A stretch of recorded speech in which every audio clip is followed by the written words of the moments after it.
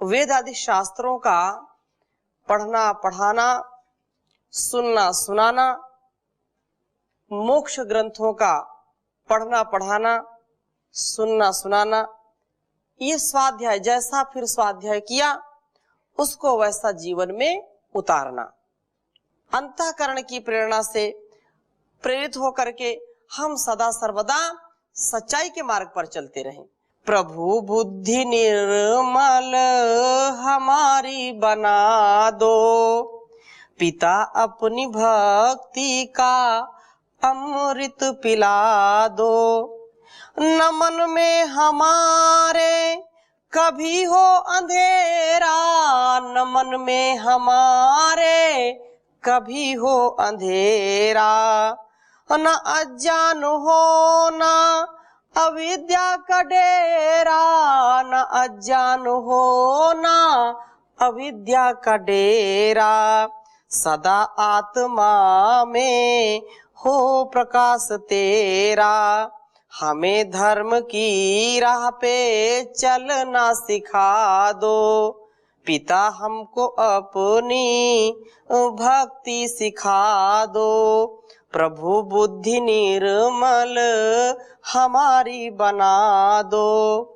तेरे चरणों में ध्यान अपना लगाए, तेरे चरणों में ध्यान अपना लगाए।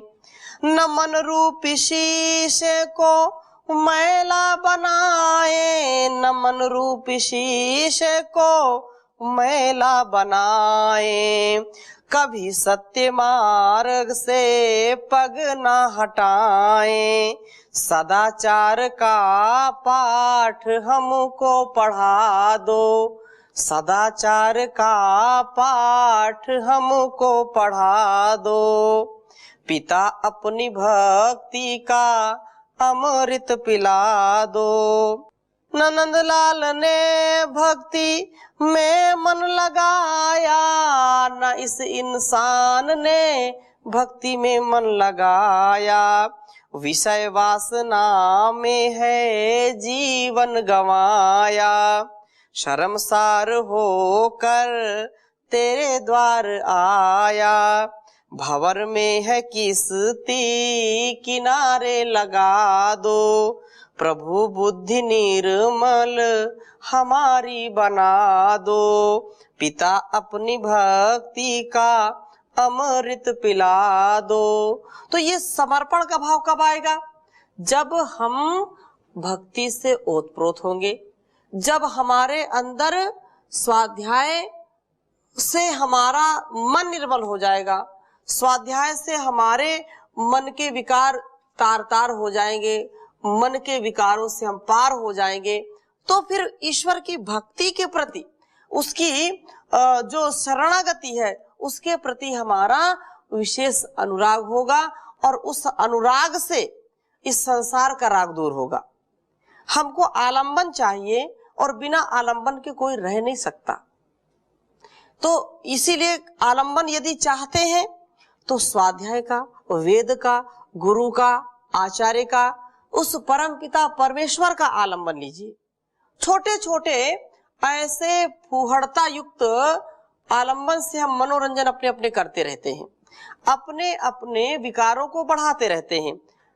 मनोरंजन के नाम पर, समय काटने के नाम पर, या ऐसा कि मन को बहलाने के रूप में इतने जो है अश्लील ग्रंथों को पढ़ना, अश्लील चित्रों को देखना, अश्लील वातावरण में रहना, ऐसे कुसंग से बच करके जो व्यक्ति स्वाध्यायशील होता है, जो व्यक्ति अपने जीवन को निष्कपट, निश्चल, निर्विकार, निर्भर बनाना चाहता है, उसको स्वाध्याय जरूर करना चाहिए। बिना स्वाध्याय के हमको और हमारे आसपास के लोगों को कभी भी सच्चा मार्ग नहीं दिख सकता है, कभी भी हम अच्छे मार्ग पर नहीं चल सकते हैं। इसलिए जो पल पल हमको, क्षण क्षण हमको राह दिखा रहा है, एक जो है अंधेरे डगर पर हमारे लिए टार्च का काम कर रहा है, करदीप का काम कर रहा है, उस करदीप का, उस टार्च का हम सदुपयोग करें, ताकि मार्ग में कहीं भटके नहीं, कहीं भूले नहीं, कहीं अटके नहीं, कहीं इधर उधर हमारा जीवन खत्म न हो जाए, समाप्त न हो जाए।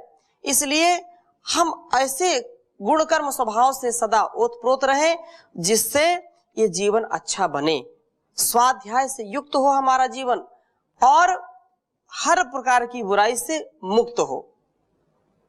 मनुस्मृति में भी बहुत उत्तम बात कही स्वाध्याय के प्रति, क्योंकि मनु महाराज ने स्वाध्याय को बड़ा महत्व दिया है और विशेष बात कही है कि स्वाध्याय ये पंच महायज्ञ के जो नाम है उनमें भी सबसे पहले कहा अध्यापनम, जो अध्ययन अध्यापन स्वाध्याय और ब्रह्मयज्ञ अग्निहोत्र का जो विधान किया तो उसमें भी ये बात कही।